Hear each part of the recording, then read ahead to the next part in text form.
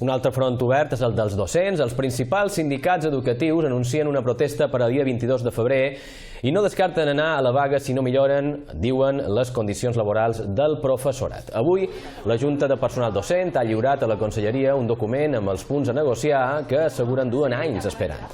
Demanen, entre d'altres, una baixada progressiva de les ràtios, una reducció de l'horari lectiu a 23 hores o augments salarials.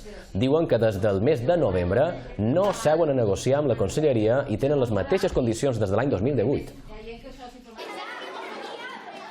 Necessitem urgentment poder reduir les ràtios en els centres. Necessitem urgentment tornar a l'horari de 8 hores lectives a secundària, perquè ja també ho diu el Ministeri que és necessari.